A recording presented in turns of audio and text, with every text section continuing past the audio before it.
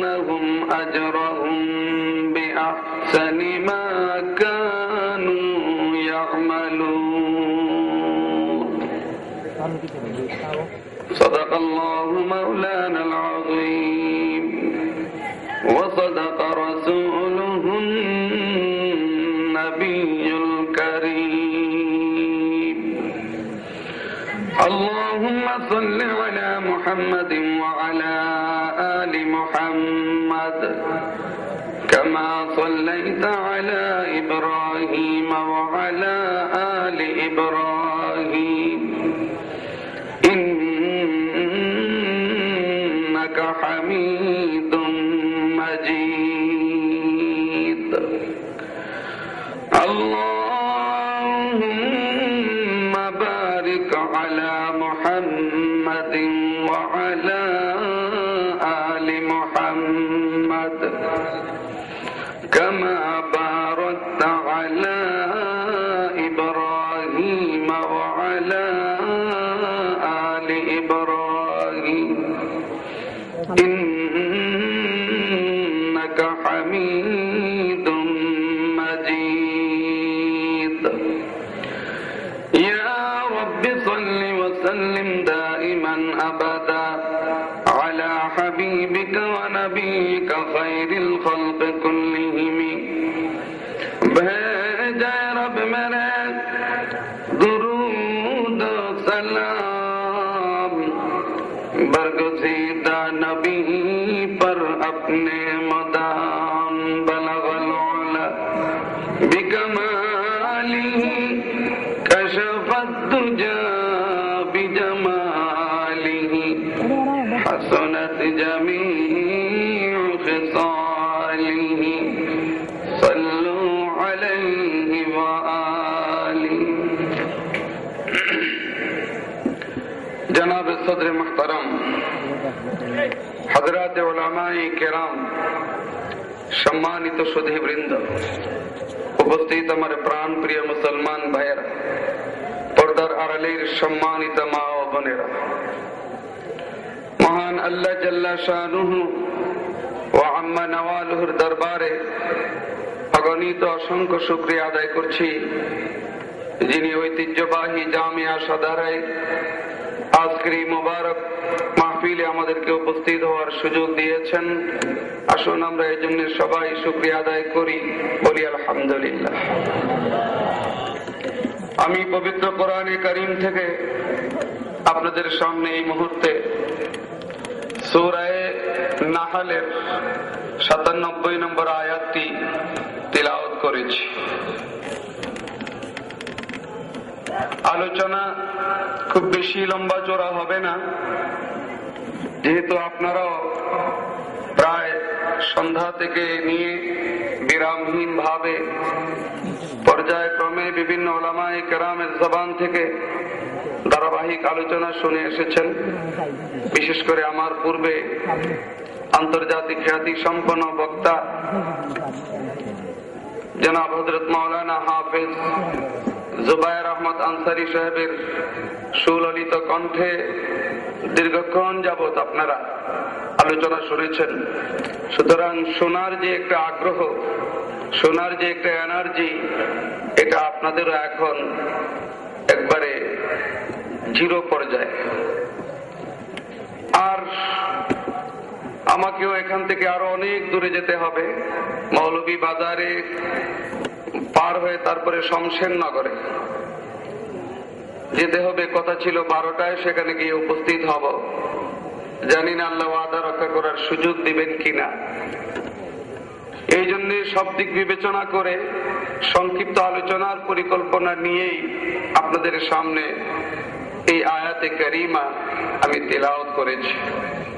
এই আয়াতটির মধ্যে আল্লাহ পাক রব্বুল আলামিন দুনিয়ার মানব জাতিকে লক্ষ্য করে 2টা পুরস্কারের ঘোষণা দিয়েছেন এবং এই 2টা পুরস্কার তিনি ওয়াদার মাধ্যমে জগতের মানুষকে ঘোষণা দিয়েছেন 2টা শর্তের ভিত্তিতে। 2টা শর্ত পালন করলে আল্লাহ পাক রব্বুল আলামিন 2টা পুরস্কার দেবেন। পুরস্কারগুলি খুবই মহান, খুবই দামি, খুবই গুরুত্বপূর্ণ। এই দুটা পুরস্কার অর্জন করার জন্য মাত্র শর্ত হলো দুইটা। এক নম্বরে আল্লাহ পাক রব্বুল আলামিন বলছেন, মান আমিলা সালিহাম মিন যাকারিন আও উনসা ওয়া হুয়া মুমিন, পুরুষ হোক অথবা নারী হোক, যদি মুমিন হয়। কি হয়? যদি ঈমানদার হয়। প্রথম নম্বরের শর্ত হলো ঈমান। ঈমান হলো আমলের প্রাণ। যদি ঈমান না থাকে, আমলের কোনো মূল্য নাই। দেহের মধ্যে যেভাবে প্রাণ না থাকলে এই দেহের কোনো মূল্য নাই। দেহ থেকে রূহ বের হয়ে গেলে আমরা এই দেহটাকে আর মানুষই বলি না, বলি লাশ। ঠিক কিনা? আমরা বলি লাশ। লাশ শব্দটা যদিও আমরা বাংলায় বলে থাকি, কিন্তু মূলত এই লাশ শব্দটাও আরবি দুইটা শব্দের একটা সংক্ষিপ্ত রূপ। আসলে লাশ হলো লাশাই, এটা কোনো জিনিসই না। রূহ বের হয়ে গেলে এই দেহের কোনো মূল্য নাই, এটা কোনো জিনিসই না। ঠিক তেমনি ভাবে আমলের সাথে যদি ঈমান না থাকে, এই আমলেরও কোনো মূল্য আল্লাহর দরবারে নাই। ঈমান যদি না থাকে, আর একজন মানুষ ব্যক্তি জীবনে যতই সৎ হোক না কেন, ঈমান যদি না থাকে, একজন মানুষ যতই জনদরদি হোক না কেন, সমাজ সেবায় যতই লিপ্ত থাকুক না কেন, মানব সেবায় যতই সে লিপ্ত থাকুক না কেন, তার এই মানব সেবার জনসেবা, তার এই সততা আল্লাহর দরবারে কোনো মূল্য রাখে না। আল্লাহর দরবারে এই সততার বিনিময়ে, এই মানব সেবার জনসেবার বিনিময়ে সে কোনো বিনিময়, কোনো পুরস্কার পাওয়ার আশা করতে পারে। হয়তো আপনারা নাম শুনেছেন, ভারতের একজন মহিয়সী নারী ছিলেন, তার নাম ছিল মাদার তেরেসা। নাম শুনে থাকতে পারে। মাদার তেরেসা নাম নিয়ে এই মহিলা ব্যক্তি জীবনে খুবই মানব প্রেমিক ছিলেন। জমিদার ফ্যামিলির মেয়ে, ব্যক্তিগত জীবনে অবিবাহিতা, খ্রিস্টান ধর্মের অনুসারী। তিনি তার সমস্ত ধন সম্পদ মানব সেবার জন্য উৎসর্গ করে দিয়েছিলেন, যেই কারণে তিনি তার মানব সেবার পুরস্কার হিসাবে এই পৃথিবীতে সর্বোচ্চ পুরস্কার নোবেল প্রাইজ অর্জন করেছিলেন। নোবেল প্রাইজ, আশা করি এই নামটা আপনারা মোটামুটি এখন ভালো জানেন। জানেন না? এই নোবেল প্রাইজের কথা আপনারা আর শোনেন নাই? কি বলেন, শোনেন নাই? মাত্র কিছুদিন হলো আমাদের বাংলাদেশের একজন নাগরিক, এক জেন্টলম্যান, এক ভদ্রলোক, তিনিও নোবেল প্রাইজ অর্জন করেছেন। কি নাম জানেন না? এই ভদ্রলোকের নামটা কি? ডক্টর ইউনুস আহমদ, আমাদের বাংলাদেশের নাগরিক। তিনি নোবেল প্রাইজ পেয়েছেন। এই জন্য আমরা খুব গর্বিত, আমরা খুব গর্ববোধ করছি। আমরা নিজেদেরকে এখন খুব বড় মনে করছি। আমরা কিন্তু এখন মাটি দিয়ে হাঁটি না, এখন বাতাসের উপর দিয়ে আমরা চলার চেষ্টা করি। কারণ আমরা এখন কম নই, আমাদেরই একজন নাগরিক তিনি নোবেল প্রাইজ পেয়েছেন। খুব লাফালাফি বাংলাদেশে কিছুদিন হয়েছে, কিন্তু বন্ধুরা আমার, doctor Yunus Ahmad Nobel prize পাওয়ার কারণে আমাদের আনন্দিত হওয়ার কোনো যুক্তি নাই। বরং এই ডক্টর ইউনুস আহমদ, আপনারা হয়তো লক্ষ্য করেছেন, নোবেল প্রাইজ পাওয়ার পরে একটা বারের জন্য আল্লাহর নাম নিয়ে সে শুকরিয়া আদায় করে নাই। জুড়ে বলেন ঠিক কিনা? আমার বন্ধুরা, আমরা নোবেল প্রাইজ পেয়ে গেছি, এই জন্য আমাদেরকে নিয়ে, নিজেদেরকে নিয়ে গর্ববোধ করার কোন যুক্তি নাই। তার কারণ নোবেল প্রাইজ যারা দেয়, যাদেরকে দেওয়া হয়, এ পর্যন্ত যারা পেয়েছে তাদের মধ্যে কয়জন মুসলমান? এই মুসলমানদের চরিত্র কি? ইসলাম এবং মুসলমানদের জন্য তাদের অবদান কতটুকু? এই বিষয়গুলি যদি আমরা একটু যাচাই করি, তাহলে দেখব এই নোবেল প্রাইজ যারা দেয়, যারা পায়, যারা নেয়, ইসলাম এবং মুসলমানের জন্য তাদের কোনো অবদান দূরে থাকার অবদান দূরের কথা, বরং ইসলাম আর মুসলমানদের বিরুদ্ধে যে যত বেশি ষড়যন্ত্র আর চক্রান্ত করতে পারে, নোবেল প্রাইজ পাওয়ার অন্যতম মাপকাঠি হইল এই।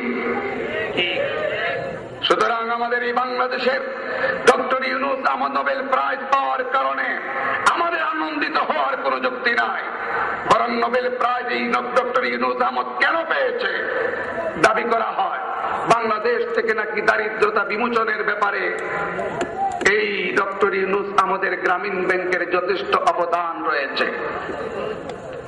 আমার বন্ধুরা, সম্ভবত আপনাদের এলাকায় গ্রামীণ ব্যাংকের শাখা থাকতে পারে, কি বলেন, আছে কিনা? যদি থাকে আপনারা ভালো বলতে পারবেন এই ডক্টর ইউনূস আমাদের গ্রামীণ ব্যাংকের মাধ্যমে আপনাদের এলাকার একজন মানুষ গরিব থেকে ধনী হয়েছে, তার জীবনের অভাব দূর হয়েছে, এমন একটা দৃষ্টান্ত আশা করি কেউ দেখাতে পারবেন। বরং এই গ্রামীণ ব্যাংকের মাধ্যমে গরিবকে আরো শোষণ করা হয়েছে, গরিবকে আরো গরিব করা হয়েছে। এই গ্রামীণ ব্যাংকের লোকজনেরা দাবি করে থাকে তারা আত্মমানবতার সেবা করে, কিন্তু দুর্ভাগ্যের সাথে আমরা লক্ষ্য করেছি কিছুদিন পূর্বে বাংলাদেশের দক্ষিণ অঞ্চলের কয়েকটি জেলার উপরে সিডর নামে যেই ঘূর্ণিঝড় বয়ে গেছে, যেই ঘূর্ণিঝড়ের তাণ্ডবে বাংলাদেশের দক্ষিণাঞ্চলের কয়েকটি জেলা লন্ডভন্ড হয়ে গেছে, লক্ষ লক্ষ মানুষ বাড়ি ঘর সব কিছু হারিয়ে নিঃস্ব অসহায় হয়েছে।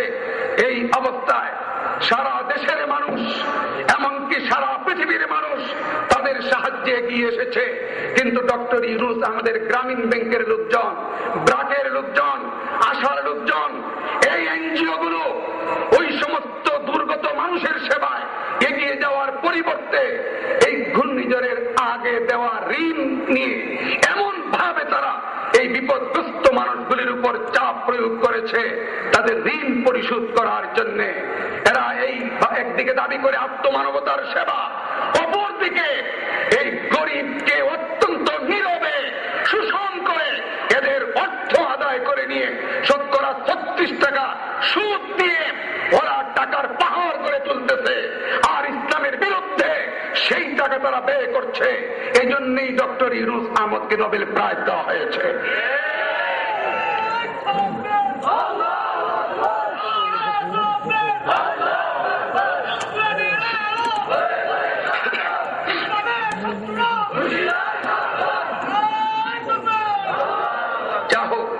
আমি যে কথাটা বলতেছিলাম মাদার তেরেসার কথা, তিনিও নোবেল প্রাইজ অর্জন করেছিলেন, কিন্তু এই মহিলার ঈমান না থাকার কারণে মানব সেবার পুরস্কার হিসেবে নোবেল প্রাইজ দুনিয়ায় অর্জন করলেও ঈমান না থাকার কারণে আল্লাহর দরবারে বিন্দু মাত্র কিছু পাওয়ার আশা নাই।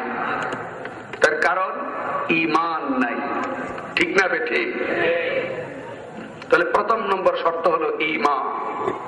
আল্লাহ পাক রব্বুল আলামিন বলছেন, মান আমিলা সালিহাম মিন যাকারিন আও উনসা ওয়া হুয়া মুমিন। এক নম্বর শর্ত হলো ঈমান।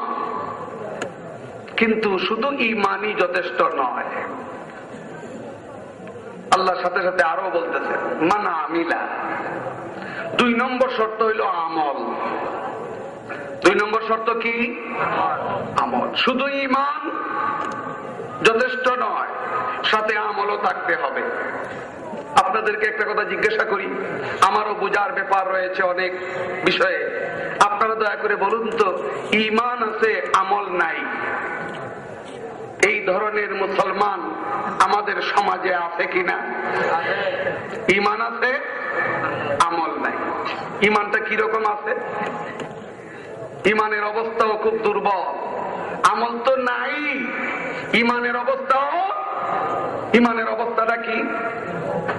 দরবারের নাম ভান্ডার শরীফ, ঘুরে নুরে করে তারিফ, কেউ বলে মদিনা শরীফ, কেউ বলে খানায়ে কাবা, বলে কিনা? কয় বাবা মাওলানা মাওলানা মাওলানা, এই দুনিয়া দিতে নাই রে তুলনা, দিন দুনিয়ার মালিক বাবা মাওলানা, আউয়াল ও আখির তুমি, জাহির ও বাতিন তুমি। কেউ বলে মুস্তাফা নবী, কেউ বলে হুবহু খোদা। নাউজুবিল্লাহ বলবেন না? খাওয়া দাওয়া বাকি, এই জন্য রাগ করতেছেন আপনারা? তাহলে আরো জোরে জোরে সুরে সবাই বলি নাউজুবিল্লাহ। দুনিয়ার কোন পীর দেখেন তারা কি বিশ্বাস, ইমানটা দেখেন, বলতেছে আউয়াল ও আখির তুমি, জাহির ও বাতিন তুমি। কারে বলতেছে? মাইক ভান্ডারের পীর রে। কোন ভান্ডারের পীর? ভান্ডার। এই মাইক ভান্ডারটা কি কইছে একটু আগে? দরবারের নাম ভান্ডার শরীফ, ঘুরে নুরে করে তারে। কেউ বলে মদিনা শরীফ, কেউ কয় খানায় কাবা। যেমন তেমন ভান্ডার না কিন্তু, একবারে খানায় কাবার মতোই। বলেন নাউজুবিল্লাহ। সেই দরবারের, সেই ভান্ডারের শরীফ বলতে লজ্জা লাগে, বলেন ঠিক কিনা? নাম দিতে ভান্ডার শরীফ। সেই ভান্ডারের পীরকে লক্ষ্য করে বলে, এই দুনিয়ার দিতে দাইরে তুলো না বাবা মাওলানা, মাওলানা, মাওলানা। দিন দুনিয়ার মালিক বাবা মাওলানা। দিন দুনিয়ার মালিক ওই মাইক ভান্ডারের পীর কে? আউয়াল ও আখির তুমি, জাহির ও বাতিন তুমি। এই আউয়াল আখির জাহির বাতিন এই গুণগুলি কার? আল্লাহর গুণ মাইক ভান্ডারের পীরের সাথে লাগাইতেছে। এরপরে কয় কি, এখানেই শেষ নয়, ওই কেউ বলে মুস্তাফা নবী। মুস্তাফা নবী কার নাম? আমাদের নবী, বিশ্ব নবী মুহাম্মদুর রাসূলুল্লাহ সাল্লাল্লাহু আলাইহি ওয়াসাল্লামের নাম। কই কেউ বলে মুস্তাফা নবী, কেউ বলে হুবহু খোদা। এটা হলো ইমানের অবস্থা। এটা কি ইমানের অবস্থা? আরো যদি বলি, অনেকের গায়ে লেগে যেতে পারে, অনেকে কষ্ট পেতে পারেন এই শীতের মৌসুমে। এই জন্য এই কষ্ট আর দিতে চাই না। খাজা বাবার প্রতি, মাইক ভান্ডারের পীরের প্রতি যেভাবে এই সমস্ত বিকৃত রুচির মানুষেরা, বিকৃত ইমানের এই ভণ্ড মুমিনেরা যেভাবে আল্লাহর সাথে তুলনা করেছে মাইক ভান্ডারের পীরকে, ঠিক তেমনি ভাবে আমাদের সমাজের অসংখ্য আশিকে রাসূল নামধারী ভণ্ড নবী প্রেমিক নবীকে আল্লাহর সাথে তুলনা করে। জুড়ে বলুন, এরকম ভণ্ড নবী প্রেমিক আমাদের সমাজে আছে না নাই?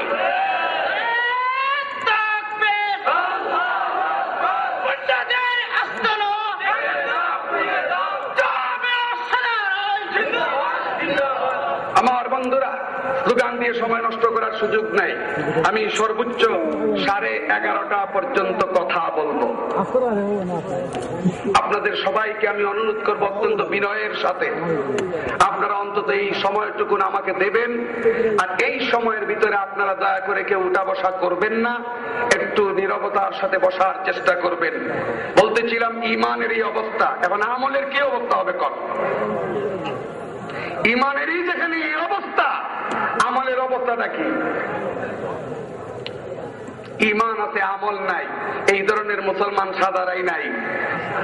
জোরে বলেন নাই? সুনামগঞ্জে নাই? আমার বন্ধুরা, বিস্তারিত আলোচনার সুযোগ নেই। আজকের পৃথিবীতে 600 কোটি মানুষ, এই 600 কোটি মানুষের মধ্যে 150 কোটি মানুষ, প্রতি 4 জনে 1 জন আজকে আমরা নিজেরা মুসলমান দাবি করি। 150 কোটি মানুষ এই বর্তমান পৃথিবীতে বাস করছি, আমরা দাবি করি আমাদেরকে মুসলমান। দুর্ভাগ্যের সাথে বলতে হয়, দুঃখের সাথে বলতে হয়, এত বিপুল সংখ্যক মুসলমান পৃথিবীর ইতিহাসে অতীতে আর কখনো ছিল না। অতীতের ইতিহাসে এত বিপুল সংখ্যক মুসলমানের অস্তিত্ব একসাথে আর কখনো পাওয়া যায় না। কিন্তু দুঃখের সাথে এই কথাও বলতে হয়, আজকে সবচেয়ে বেশি সংখ্যক মুসলমান বর্তমান পৃথিবীতে বসবাস করা সত্ত্বেও মুসলমানদেরকে যেভাবে পাইকারি ভাবে মারা হচ্ছে, যেভাবে মুসলমানদেরকে নির্মূল করা হচ্ছে, যেভাবে একের পর এক মুসলিম রাষ্ট্রগুলিকে টার্গেট করে পৃথিবীর মানচিত্র থেকে মিটিয়ে দেবার চেষ্টা করা হচ্ছে, এত করুণ ইতিহাস মুসলমানদের জীবনে অতীতে আর কখনো হয় নাই, আসে নাই। কেন? ঈমান আছে, আমল নাই। আজকে কি অবস্থা মুসলমানদের, একটা উদাহরণের মাধ্যমে বিষয়টা পেশ করি। আরো অনেক জায়গায় উদাহরণটা অতীতে আমি দিয়েছি, আজকে দিলে অসুবিধা নাই। আল্লামা ওমর পালনপুরি রহমতুল্লাহ আলাইহির নাম আপনারা শুনেছেন কিনা? বিশ্ব মুবাল্লিগ তাবলীগ জামাতের একজন বহু বড় একজন মুরব্বী ছিলেন। শুধু তাবলীগ জামাতের মুরব্বী নয়, বহুত বড় একজন আলেম ছিলেন, বুজুর্গ ছিলেন, দারুল উলুম দেওবন্দের একজন কৃতি ছাত্র ছিলেন আল্লামা ওমর পালনপুরি রহমতুল্লাহ আলাইহি। গোটা বিশ্বব্যাপী তিনি দাওয়াত তাবলীগের নিসবতে ঘুরে বেরিয়েছেন। বিভিন্ন দেশের বিভিন্ন চিত্র তিনি সচক্ষে দেখেছেন। এগুলো পরবর্তীতে শিক্ষার জন্য, দর্শ হাসিলের জন্য, ইবরত হাসিলের জন্য আবার মানুষের সামনে তিনি এগুলোর বর্ণনাও দিয়েছেন। এইরকম তার অভিজ্ঞতা থেকে তিনি তাবলীগের একটি জামাতের কারগুজারি বর্ণনা করেছিলেন, যেই কারগুজারিটা পরবর্তীতে খুতবাতে পালনপুরি নামক কিতাবের মধ্যে অন্তর্ভুক্ত করা হয়েছে। আমি সেখান থেকে পেয়েছি। আল্লামা ওমর পালনপুরি রহমতুল্লাহ আলাইহি বলেন, আমরা একটা জামাত নিয়ে এক এলাকায় গেলাম, যেই এলাকার অধিকাংশ মানুষ মুসলমান। সময়টা ছিল মাহে রমজানুল মুবারক, পবিত্র রমজান মাসে। আমরা সেই এলাকায় তাবলীগের জামাত নিয়ে ঢুকলাম। প্রথমত আমাদের আসবাবপত্র মসজিদে রেখে আমরা দুপুর বেলা খুশুসি গাছের জন্য মহল্লার ভিতরে ঢুকলাম। খুশুসি গাছের জন্য দুপুর বেলা রমজান মাসে মহল্লার ভিতরে ঢুকে দেখি এরকম আলিশান এক প্যান্ডাল, সামনে অত্যন্ত জাঁকজমকের সাথে গেট বাঁধা, আর গেট দিয়ে মানুষ লাইন ধরে ধরে প্যান্ডালের ভিতরে ঢুকছে, আর চেয়ার টেবিলের মধ্যে বসে বসে মহা ধুমধামের সাথে খাওয়া দাওয়া করতেছে। কিছু বলবেন আপনারা? আপনারা কইবেন আমাদের তো খাওয়া দাওয়া হয় নাই, আমরা আর কি কম। রমজান মাসে দিন দুপুরে খাওয়া দাওয়া করতেছে মুসলমান, কিছু কইবেন না? তাবলীগ জামাতের লোকজন এই দৃশ্য দেখলেন, গেটের সামনে দাঁড়িয়ে তারা এই দৃশ্য দেখে আর টিকে থাকতে পারলেন না, কান্না শুরু করে দিলেন, কাঁদতেছেন। 10-12 জন অপরিচিত লোক গেটের বাইরে দাঁড়িয়ে যখন কান্না শুরু করে দিলেন, তখন বাড়ির লোকজন দৌড়ে আসলো, এসে জিজ্ঞাসা করলো, তোমরা কারা, কোত্থেকে এসেছো, এভাবে এখানে দাঁড়িয়ে কাঁদছো কেন, ঘটনা কি? তারাই বলতেছে, বাড়ির লোকজনই বলতেছে, হ্যাঁ বুঝছি, আমাদের এই খাওয়া দাওয়া দেখিয়া তোমাদের আর বরদাস্ত হইতেছে না, খাওয়ার জন্য কাঁদতেছ। সমস্যা নাই, এটা বিয়ে বাড়ি, বহু মানুষের আয়োজন করেছি, পর্যাপ্ত পরিমাণের ব্যবস্থা আছে, তোমাদের মতো 10-12 জন লোকে খাইলে শর্ট হবে না, অভাব পড়বে না, ঢুকো, পেট ভরে খাও, কোনো সমস্যা নাই।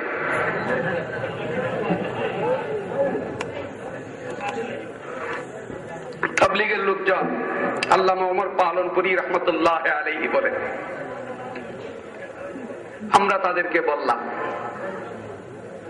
ও আল্লাহর বান্দারা শোনো, তোমাদের খাওয়া দাওয়া দেখে আমরা কাঁদতেছি না খাওয়ার জন্য, আমরা খাওয়ার জন্য কাঁদতেছি না, বরং আমরা কাঁদতেছি পবিত্র রমজান মাসের দিন দুপুরে এইভাবে প্রকাশ্যে আল্লাহর হুকুম লঙ্ঘন করে মুসলমান হইয়া কিভাবে তোমরা খাওয়া দাওয়া করছো। আমাদের ভয় হচ্ছে কওমে সামুদ, কওমে লূত, কওমে হুদ, এইভাবে অসংখ্য নাফরমান জাতিকে আল্লাহ পাক রব্বুল আলামিন ধ্বংস করে দিয়েছেন পাইকারি গজব দিয়ে। আমাদের ভয় হচ্ছে তোমরা যেভাবে প্রকাশ্যে আল্লাহর হুকুম লঙ্ঘন করছো, রমজান মাসে তোমরা খাওয়া দাওয়া করছো, তোমাদের উপরেও আল্লাহর পক্ষ থেকে কোন গজব চলে আসে কিনা। এই জন্য কাঁদতেছি। বিয়ে বাড়ির লোকজন বলে উঠলো, আরে তোমরা কারা, কোত্থেকে এসেছো, কি তোমাদের পরিচয়, কি বলছো, কিছুই বুঝছি না, তোমাদের কথার কোনো আগামাথাও আমাদের বুঝে আসতেছে না। কিসের রমজান মাস? আমাদের এলাকায় রমজান বলতে কোনো মাস নাই। কি বলতে মাস নাই? আপনাদের এলাকায় আছে? রমজান মাস আছে, তাদের এলাকায় নাই। আছে কি তোমাদের এলাকায়? আমাদের এলাকায় আছে। January, February, March, April, May, June, July, August, September, October, November, December. Ramzan বলতে কোনো মাস নাই। এই 12 মাসের মধ্যে রমজান নামে কোনো মাস। আশ্চর্য। মান্নাদানাম জানুয়ারি বল ফেব্রুয়ারি বালমেদানাম সালমা পয়গম্বরি। মুসলমান আরবি মাসের সাথে পরিচয় নাই, পরিচয় আছে কিসের সাথে? জানুয়ারি ফেব্রুয়ারির সাথে। অথচ জানুয়ারি ফেব্রুয়ারি মাসের হিসাব যদি কেউ না রাখে, ইংরেজি মাস সমূহের হিসাব যদি কেউ না রাখে, গোটা দেশের মানুষ যদি ইংরেজি মাসের হিসাব বর্জন করে কোনো গুনাহ হবে না। কিন্তু যদি কোন এলাকার মানুষ আরবি মাস সমূহের হিসাব যদি না রাখে, 3 তারিখের হিসাব যদি সংরক্ষণ না করে, তাহলে ফরজে কিফায়া তরক করার কারণে গুনাহগার হতে হবে। আরবি মাস সমূহের 3 তারিখের হিসাব রাখা মুসলমানদের জন্য ফরজে কিফায়া। আরবি মাস সমূহের হিসাব যদি না রাখে গুনাহ হবে, কিন্তু ইংরেজি মাস, বাংলা মাসের হিসাব না রাখলে কোনো গুনাহ হবে।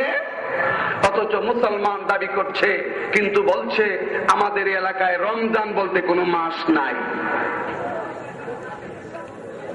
তাবলীগ জামাতের লোকজন আশ্চর্য হয়ে গেলেন। তাবলীগ জামাতের লোকেরা বললেন, ও কপাল পোড়া মুসলমান,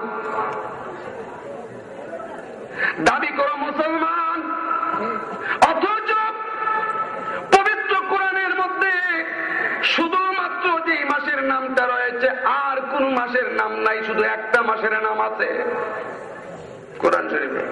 জানুয়ারি ফেব্রুয়ারি তো নাই, বৈশাখ জ্যৈষ্ঠ তো নাই, মুহররম, সফর, রবিউল আউয়াল, রবিউল সানি, এইগুলো যে 12 মাস আরবি মাস, এই আরবি মাসের মধ্যেও আর কোন মাসের নাম নাই, শুধু একটা মাসের নাম আছে, সেই মাসটা হলো রমজান মাস। কুরআন শরীফে শুধু একটা মাসের নাম আছে, শাহরু রমাদান আল্লাযী উনজিলা ফীহিল কুরআন হুদাল লিন-নাসি ওয়া বাইয়িনাতিন মিনাল হুদা ওয়াল ফুরকান। একমাত্র রমজান মাসের নাম আছে। ও কপাল পোড়া মুসলমান, যে মাসের নামটা কোরআনে পরিষ্কার উল্লেখ রয়েছে, তোমরা মুসলমান হইয়া সেই মাসের সাথেই পরিচয় নাই। কেমন মুসলমান? এটা আরবি মাসের নাম। বিয়ে বাড়ির লোকজন বলতেছে, ও বুঝলাম এটা আরবি মাসের নাম, তো আরবি মাসের নাম এটা রমজান মাস, তাতে কি হইছে? জানে না কি। আল্লাহ পাক রব্বুল আলামিন বলেন, ফামান শাহিদা মিনকুমুশ শাহরা ফালইয়াসুম।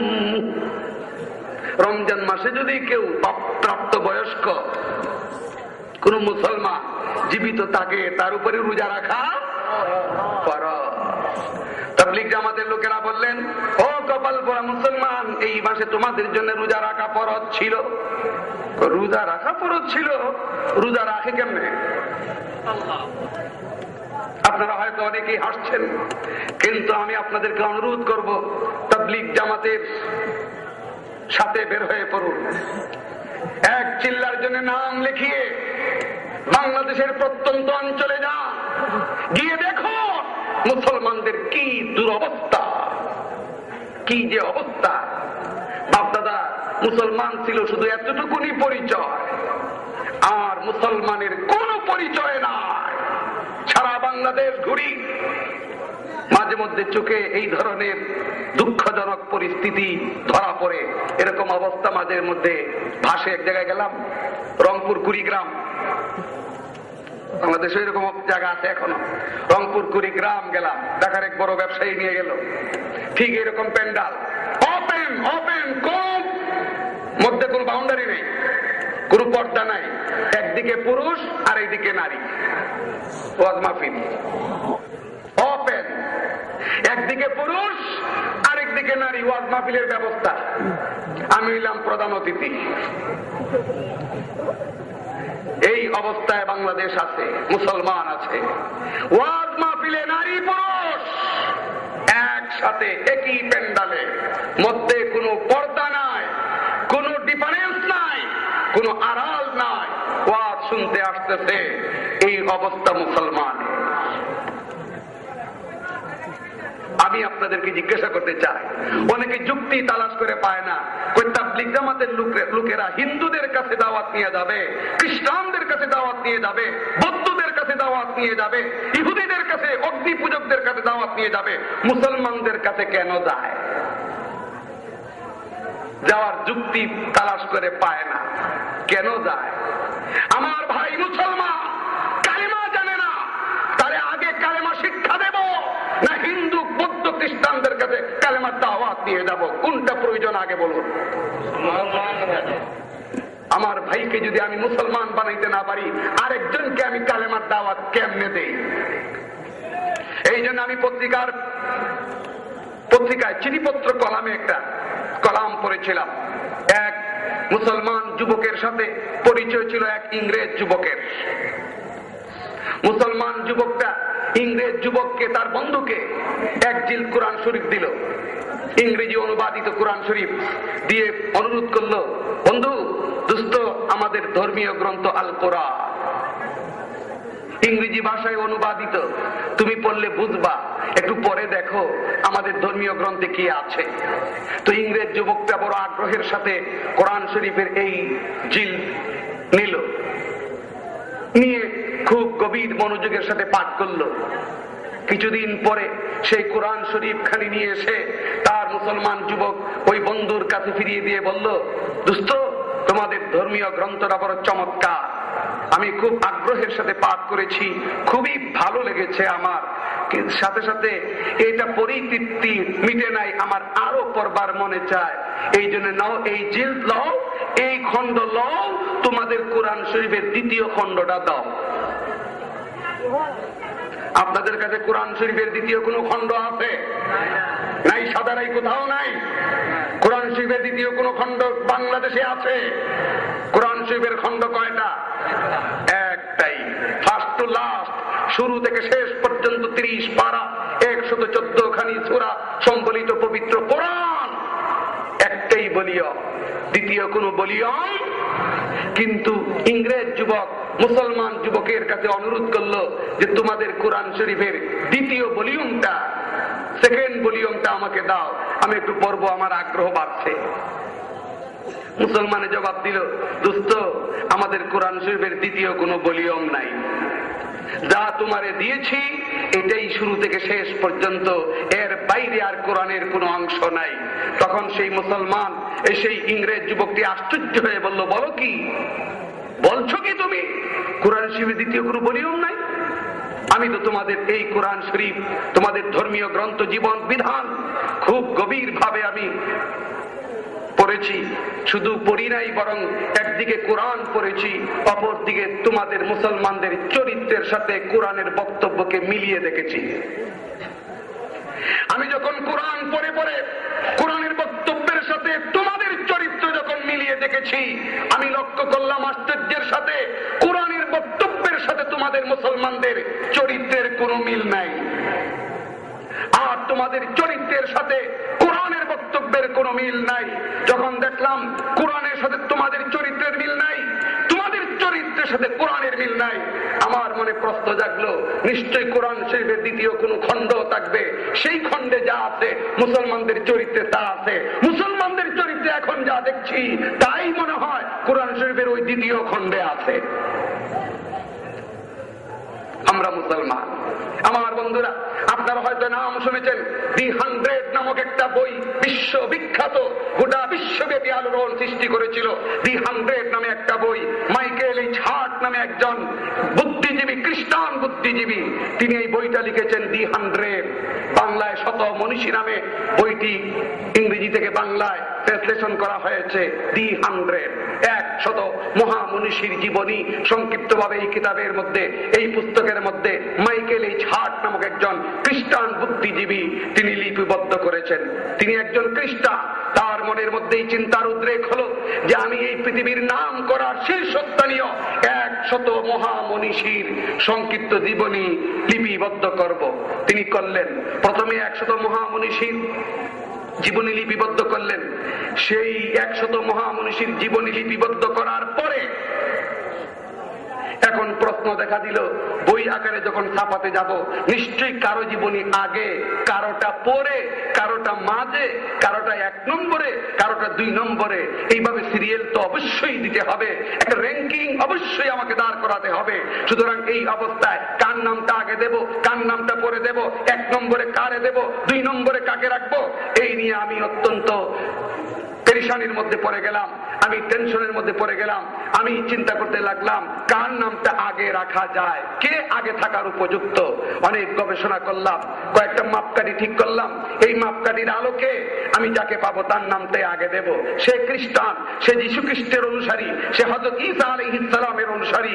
এত সত্ত্বেও যখন সে মাপকাঠির আলোকে এই 100 মনীষীর মধ্যে যখন প্রথম নম্বরে কার নাম দেওয়া যায়, এটা যখন সে গবেষণা শুরু করলো, শেষ পর্যন্ত তার কাছে ধরা পড়লো 1 নম্বরে যদি কাউকে দিতেই হয়, এই 100 মনীষীর মধ্যে একমাত্র ব্যক্তি হলেন তিনি মুহাম্মদুর রাসূলুল্লাহ সাল্লাল্লাহু আলাইহি ওয়াসাল্লাম। তাকেই 1 নম্বরে দেওয়া যায়, তিনি 1 নম্বরে থাকার উপযুক্ত। অথচ সে ব্যক্তিগতভাবে খ্রিস্টান, সে তার পুস্তকের 1 নম্বরে মুহাম্মদুর রাসূলুল্লাহ সাল্লাল্লাহু আলাইহি ওয়াসাল্লামের নামটা দিয়া বই ছাপাইয়া বাজারে ছেড়ে দিল। বাজারে ছেড়ে দেওয়ার পর গোটা খ্রিস্টান জগতে হইচই শুরু হয়ে গেল। সবাই সেই মাইকেল এইচ হার্টকে প্রশ্ন করলো, ও মাইকেল এইচ হার্ট, তুমি হইলে একজন খ্রিস্টান, তোমার জন্য উচিত ছিল যীশু খ্রিস্টের নাম, ঈসা আলাইহিস সালামের নাম প্রথম নম্বরে থাকবে, তার নামটা প্রথম নম্বরে দেওয়া উচিত ছিল, কিন্তু তুমি প্রথম নম্বরে মুহাম্মদুর রাসূলুল্লাহর নাম দিয়েছো। তুমি খ্রিস্টান হইয়া মুহাম্মদুর রাসূলুল্লাহর নাম কেন দিলে? তখন সে বলেছিল, মুহাম্মদুর রাসূলুল্লাহ সাল্লাল্লাহু আলাইহি ওয়াসাল্লামের জীবনী যখন আমি পাঠ করেছি, আমি যীশু খ্রিস্টের জীবনী পাঠ করেছি, আমি মুহাম্মদুর রাসূলুল্লাহর জীবনী পাঠ করেছি, আমি মুসা আলাইহিস সালামের জীবনী পাঠ করেছি, আমি দাউদ আলাইহিস সালামের জীবনী পাঠ করেছি, আমি সুলাইমান আলাইহিস সালামের জীবনী পাঠ করেছি, কিন্তু শেষ পর্যন্ত আমি বাধ্য হয়েছি মুহাম্মদুর রাসূলুল্লাহর যে আদর্শ, তার যেই জীবনী, এই জীবনী পাঠ করে আমাকে বাধ্য হতে হয়েছে তার নামটাই আগে দিতে, কারণ তার আদর্শটাই আমাকে সবচেয়ে বেশি মুগ্ধ করেছে। যখন সেই বক্তব্য বাজারে ছেড়ে দিল, এই বক্তব্য শোনার পর কিছু সংখ্যক মুসলমান, কিছু সংখ্যক বুদ্ধিজীবী তাকে পাল্টা প্রশ্ন করলো, মুহাম্মদুর রাসূলুল্লাহর আদর্শই যদি তোমাকে এত মুগ্ধ করে থাকে, তাহলে তুমি কেন মুসলমান হচ্ছ না? তুমি মুসলমান হয়ে যাও। মাইকেল এইচ হার্ট জবাব দিয়েছিল সেই দিন, অত্যন্ত লজ্জাজনক আমাদের জন্য সেই জবাবটা। সেই জবাবে বলেছিল, হ্যাঁ, মুহাম্মদুর রাসূলুল্লাহর আদর্শে আমি মুগ্ধ, কিন্তু সেই মুহাম্মদুর রাসূলুল্লাহর অনুসারী বলে দাবি যারা আজকের পৃথিবীতে করে মুসলমান, তাদের আদর্শের দিকে যখন আমি তাকাই, তাদের চরিত্রের দিকে যখন আমি তাকাই, তখন আর মুসলমান হতে আমি আগ্রহ বোধ করি না। কত লজ্জাজনক! আজকে আমরা দাবি করি আশেকে রাসূল, বাবা ইয়া নবী চুটে টিকা মুশকিল, কিন্তু রাসূলুল্লাহর আদর্শের কোনো খবর নাই। এই জন্য বন্ধুরা আমার, 1 নম্বর শর্ত ঈমান, 2 নম্বর শর্ত আমল। তাও শুধু আমল না, আমল তো কলকির মধ্যে গাদা ধরাইয়া টানতেছি, বেটা আমল করে। নারী পুরুষে একসাথে বাতি নিবাইয়া মারিফতের জিকির করে, এরা আমল করে। মাথায় 15 বছর ধরে তৈল দেয় না, সেও আমল করে। যদি বলেন করে কি করে না? সব আমল আমল নয়। আল্লাহ বলতেছেন, মান আমিলা সালিহা, নেক আমল যারা করবে, 1 নম্বরে ঈমান, 2 নম্বরে নেক আমল। তাহলে শর্ত কটা হইল? এবার আসেন, সময় খুব কম। আল্লাহ পাক রব্বুল আলামিন বলছেন, মান আমিলা সালিহাম মিন যাকারিন আও উনসা ওয়া হুয়া মুমিন, পুরুষ হোক অথবা নারী হোক, যদি ইমানদারে আর নেকামল থাকে আমি 2টা পুরস্কার দেব। কে দিবে 2টা পুরস্কার? আল্লাহ দিবেন 2টা পুরস্কার। বলতেছেন পুরুষ হোক নারী হোক, পুরস্কারের বেলায় কোনো বৈষম্য নাই, পুরস্কারের বেলায় কোনো ব্যবধান নাই, পুরস্কারের বেলায় কোনো পার্থক্য, পুরস্কারের বেলায় নারী পুরুষ সমান। তাহলে আপনারা অনেকে বলতে পারেন পুরস্কারের বেলায় যদি সমান হইয়াই থাকে তাহলে আর নারী পুরুষের অধিকারের বেলায় সমান হইলে সমস্যাটা কি? যেমন আমাদের দেশে কিছু মানুষ নারী পুরুষের সমান অধিকারের ব্যস্ত, সমান অধিকার আদায়ের জন্য নারী পুরুষের মিটিং মিছিল করে আন্দোলন করে তারা নারী পুরুষের সমান অধিকার চায়। তাহলে আমরাও বলতে পারি পুরস্কারের বেলায় যখন সমান তাহলে অধিকারের বেলায় সমান হবে না কেন? না, অধিকারের বেলায় সমান হতে পারে না, যেহেতু নারী পুরুষের যোগ্যতার বেলায় ব্যবধান আছে। আছে না নাই? আমার সময় কম, বিস্তারিত আলোচনার সুযোগ নাই, একটা উদাহরণ দেই। হাকিমুল ইসলাম আল্লামা কারি তৈয়ব সাহেব রহমতুল্লাহ আলাইহি দারুল উলুম দেওবন্দের সাবেক মুফতামিম ছিলেন, ভাইস চ্যান্সেলর ছিলেন দীর্ঘদিন।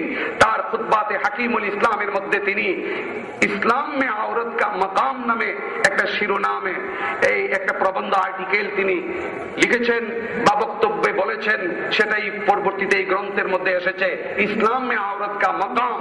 এটার মধ্যে তিনি একটা উদাহরণ দিয়েছেন নারী আর পুরুষের যোগ্যতার মধ্যে যে কি ব্যবধানটা রয়েছে। আমার বন্ধুরা, তিনি লিখেছেন এক এলাকায় ছিল একজন কৃষক, তার ছিল মাঠে অনেক জমি জমা। তার অভ্যাস ছিল, নিয়ম ছিল, প্রতিদিন সকালবেলা বাড়ি থেকে বের হয়ে যায়, লাঙ্গল জোয়াল গরু নিয়ে মাঠের উদ্দেশ্যে চলে যায়। যাওয়ার সময় স্ত্রীকে বলে যায় যে আমার জন্য ঠিক দুপুর 12টার সময় খাবার নিয়ে মাঠে যাবে। স্ত্রীকে এই নির্দেশ দিয়ে প্রতিদিন সকালবেলা চলে যায় মাঠে, গিয়ে হাল চাষ করে জমি আবাদ করে। প্রতিদিন স্ত্রী ঠিক দুপুর 12টার সময় স্বামীর জন্য খাবার নিয়ে মাঠে উপস্থিত হয়। এই নিয়মে চলছে। হঠাৎ একদিন স্ত্রী স্বামীর জন্য খাবার নিয়ে যেতে গিয়ে মাঠে পৌঁছতে দেরি করেছে প্রায় 2.5 ঘন্টা। 12টার সময় পৌঁছার কথা, পৌঁছেছে ঠিক 2:30টায়। এতে বেচারা স্বামীর মেজাজ বড় খারাপ হয়ে গেল, কৃষকের মেজাজ একেবারে আগুনের মতো খারাপ হয়ে গেল। পাজুন লইয়া আইলের মধ্যে বসে রয়েছে। আজকে খালি আইয়া লোক মাথা ফাটাইলে মুবারিয়া বসে রয়েছে। বেচারা স্ত্রী 2:30টার সময় যখন মাঠে গিয়ে উপস্থিত হইছে, স্বামী তো মাশাআল্লাহ পাজুন লইয়া অগ্রসর হয়েছে।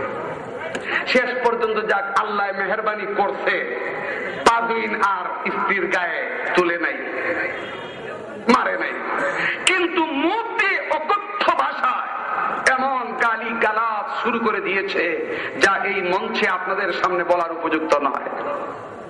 গালিগালা শুরু করছে। এক পর্যায়ে বলতে শুরু করলো স্ত্রীকে লক্ষ্য করে, তোর দ্বারা আমার সংসার আর চলবে না, তুই অকর্মণ্য, তুই অলস, কাজ দেরি করে করিস। আরে তোর জায়গায় যদি আমি হইতাম, তুই 10 ঘন্টায় যা করস আমি 8 ঘন্টায় তাই করতাম। বেচারা স্ত্রী অনেকক্ষণ পর্যন্ত নীরবে এগুলো সহ্য করে গেল। এক পর্যায়ে অধৈর্য হয়ে বলল, বারবার যখন স্বামী বলতেছে তোর জায়গায় আমি হইলে সব অল্প সময়ের ভিতরে আমি ফিনিশ করে দিতাম, তখন স্ত্রী মুখ খুললে বলতেছে, ও আমার প্রিয়তম স্বামী, ও আমার মান্যবর স্বামী, আপনি যা বলছেন সবই ঠিক আছে, কিন্তু বারবার একই কথা সহ্য হয় না।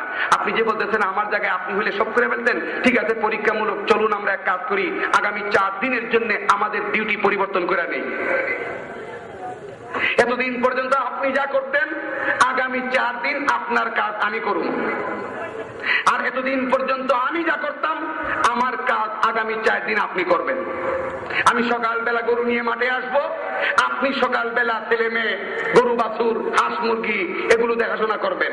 ঠিক দুপুর 12টার সময় আমার জন্য মাঠে খাবার নিয়ে আসবেন।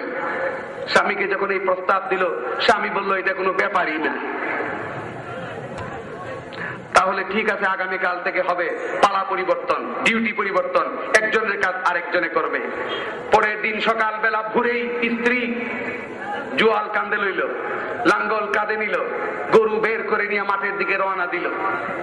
মাঠে গিয়া গরুর কোন জায়গায় জোয়াল বসাতে হবে জানা নাই, আন্দাজ অনুমানের ভিত্তিতে এক জায়গায় বসাইল।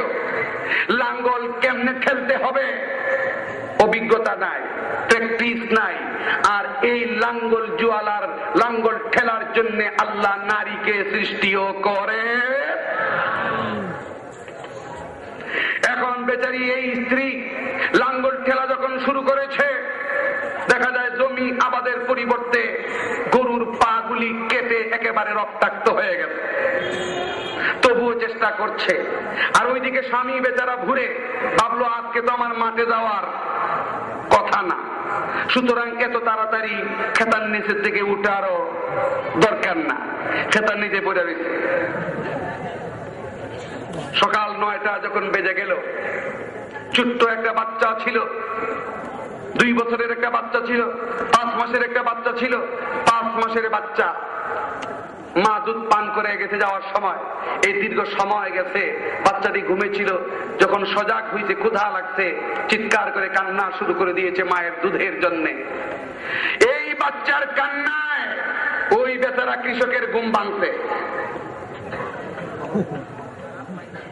খেতার নিচের থেকে কচ্ছপের মতো মাথাটা বাইর করছে, বাইর করে চিৎকার দিয়ে ধমক দিয়া ছেলেকে বাচ্চাকে বলতেছে, কাঁদিস কেন? এই ধমকে বাচ্চায় আরো জুড়ে কাঁদতেছে।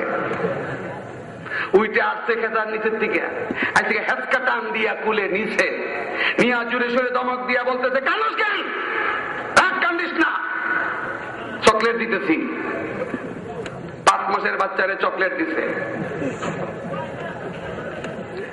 বাচ্চার কান্দন বন্ধ হয় না।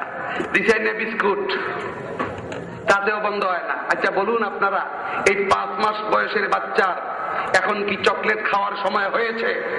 বিস্কিট খাওয়ার সময় হয়েছে? এই মুহূর্তে এই বাচ্চার জন্য সবচেয়ে প্রয়োজন কিসের? মায়ের স্তনের দুধ। বলেন ঠিক না বেঠিক? এখন মায়ের স্তনের দুধের বিকল্প পরিবর্তে বাবা যদি মাথা ঢুকাইয়া দেয়, কাম হবে? কাম হবে?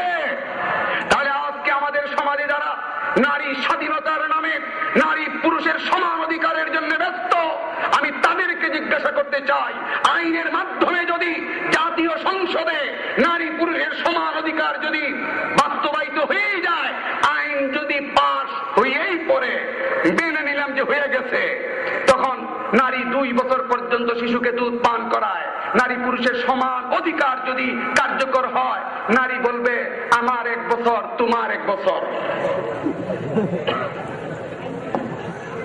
তো এই 1 বছরটা কেমনে কি করবেন? কম জুড়ে কিছু করা যাবে? তাহলে নারী পুরুষের সমান অধিকারের দাবি বাস্তব না অবাস্তব? যুক্তিসঙ্গত না অযুক্তি? বৈজ্ঞানিক না অবৈজ্ঞানিক? সুতরাং এই ধরনের যুক্তিহীন অযৌক্তিক কোন কাজের প্রতি কোন মুসলমানের সমর্থন থাকতে পারে না। জোরে বলেন ঠিক কিনা আমার বন্ধুরা? যাই হোক, এই বাচ্চাটারে 5 মাস বয়সের বাচ্চা ওর কান্না বন্ধ করাইতে পারলো না। বিস্কিট দেয়, কলা দেয়, চকলেট দেয়, কাঁদতেছে, জুড়ে কাঁদতেছে বাচ্চাটা। এই বাচ্চার কান্না বন্ধ করাইতে না করাইতে ওই 2 বছরের বাচ্চা খেতার নিচের থেকে ডাক দিছে, মা। বাচ্চার কিন্তু এই মাসালা জানা নাই, মাঝে মাঠে, আর মায়ের পরিবর্তে যে আজকে বাবায় ঘরে, এই খবর কিন্তু এই বাচ্চার জানা নাই। সে তার স্বভাব সিদ্ধ অনুযায়ী জুড়ে ডাক দিল মা কইয়া। মা কয়ে যখন ডাক দিছে, মা কইস না বাবা, বাচ্চা তো হতভম্ব হয়ে গেল, এটা কোন বিপদ। মা কইয়া ডাকবো না বাবা কইয়া ডাকবো। এবার খেতার নিচে দিয়ে মুখ বার করে দেখে ঠিকই বাবাই তো এখানে। কয়ে বাবা পায়খানা করবো। মিজাজ তো খারাপ, বাচ্চা কান্না বন্ধ করতে পারে না। এবার কইতেছে পায়খানা করবো। কর, যেই খালি কর কইছে একবারে বালিশের মধ্যে পুরা একাকা শেষ করে দিতে, সব নষ্ট করে দিতে। এইবার কয় তুই কি করলি? বলে তুমি কইছো যা, তাই তো করছি। এখন এইগুলি কে পরিষ্কার করবে? যাক, কোন রকমের বাচ্চাটারে টেনে হেঁচে ঘর থেকে বের করতে পুকুরে নিয়ে যাচ্ছে। এমন সময় তাকায়া দেখে গোয়াল ঘরে গাভীর দুধ বাছুরে খাইয়া শেষ করিত। অন্যদিন কিন্তু মহিলা ঘুম থেকে উঠে আগে বাছুর আলাদা করে। আজকে তো এই কাম করে নাই, এখন বাছুরে দুধ খাইয়ে ফেলতেছে গাভীর। এই অবস্থা থেকে বাছুরে থামাইবার জন্য জোরে সুরে একটা ধমক দিছে বাছুরে। ধমকে বাছুরের চেয়ে গাভী ভয় পাইছে বেশি। ভয় পাওয়ার কারণে যে খুঁটির সাথে বাঁধা ছিল হ্যাঁচকা টান দিয়া খুঁটি উগড়াইয়া এইবার গাভী দিছে দৌড়। পিছনে পিছনে গাভীর বাছুর বাচ্চা। মায়ের অবস্থা দেখে বাছুর এবার আম্বাম্বা করা শুরু করছে। এক ভীতিকর পরিবেশ সৃষ্টি হয়েছে বাড়িতে। বাছুরে দৌড়ে, গাভী খুঁটি লইয়া দৌড়ে, এদিকে দুই বাচ্চায় কান্দে, এদের কান্না থামাইতে পারতেছে না। ঘড়ির দিকে তাকাইয়া দেখে 12টা। পাঁচ নিয়ে দেবার কথা 12টায়, ঘোষণা করছিল আজকে অনেক আগে লইয়া যাবে। এখন বাজে 12টা, আগুন এখনো চুলায় ধরায়। এইবার কয় কুন্ডা বাদ দিয়ে আমি কুন্ডা করুম, আমি কি এই বাচ্চা খুলে রাখুম, আমি কি ওর কান্না থামামো, নাকি বাছর আটকামো, নাকি গরু সামলাইমো? আমার দ্বারা হবে না। গালে হাত দিয়ে বসে দিচ্ছে। বেচারি স্ত্রী 2:30 পর্যন্ত মাঠে অপেক্ষা করলো। ঘটনা কি, আমার স্বামী আসতেছে না। ভাবছিলাম আজকে 11:30টায় চলে আসবে, 11টায় চলে আসবে, এখনো পর্যন্ত আসতেছে না। ঘটনা কি, শেষ পর্যন্ত অধৈর্য হয়ে 2:30টার সময় বাড়ির দিকে রওনা দিয়েছে। বাড়িতে এসে দেখে গৌরে দৌড়ে, গরু দৌড়ে, গাভী দৌড়ে, বাছুরে দৌড়ে, ছেলে কান্দে, আর বেচারা স্বামী গালে দিয়ে বসে রয়েছে। জিজ্ঞাসা করলো ঘটনা কি, খবর কি? ভাত নিয়ে যাবার কথা 12টায়, ভাবছিলাম আজকে 11টায় নিয়ে যাইবা। 2:30 বেজে গেল, নিয়ে যাও নাই। চুলাতে এখনো আগুন ধরাও নাই। গাভী এইভাবে তোয়াব করতেছে, বাছুর এইভাবে হাম্বা হাম্বা করতেছে, বাচ্চার হিন্দুসে এমনি এক নাক মুখ বিকট হয়ে গেছে। ঘটনা কি? এইবার সারেন্ডার হইয়া কয় দুহাই আল্লাহর মাপ চাই, এই কাজ আমাদের নয়। কাজগুলি কার? কাজগুলি কার? আমার বন্ধুরা, পুরুষের কাজ যদি নারী নিতে চায়, আর নারীর দায়িত্ব যদি পুরুষ পালন করতে চায়, আল্লাহ নবীর হাদিস, কখনো ওই সমাজে, কখনো ওই রাষ্ট্রে শান্তি আসতে পারে না। জুড়ে বলুন ঠিক না বেঠে?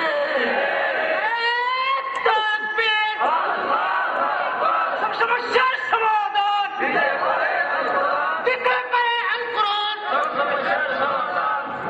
আমার বন্ধুরা।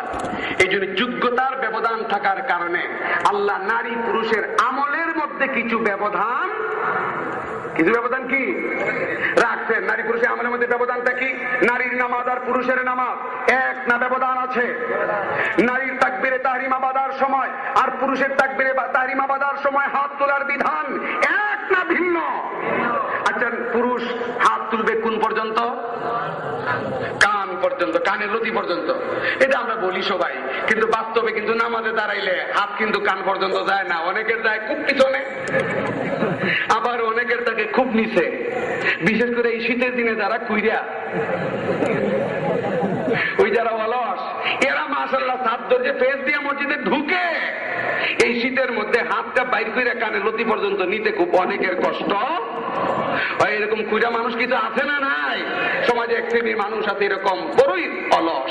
পত্রিকায় একবার পড়ছিলাম, পত্রিকায় পড়েছিলাম 2 অলস ভিক্ষুক রাস্তায় ভিক্ষা করে, 2টা পইরা চিটিয়ে খাইতিয়ে ভিক্ষা করে। এক লোক যাইতেছে কলা লইয়া, ডাক দেয়া কয় ভাই দয়া করে আমার একটা কলা দাও না। এক ভিক্ষুকে বলতেছে অলসে, তো বেটা দয়া করে একটা কলা লইছে, ছিঁড়ছে, ছিঁড়া কয় লক। কয় ভাই দিছেন যখন দয়া করে একটু ছুলাইয়া দেন না। তো বেটা দয়া করে ছুলাইয়া দিছে।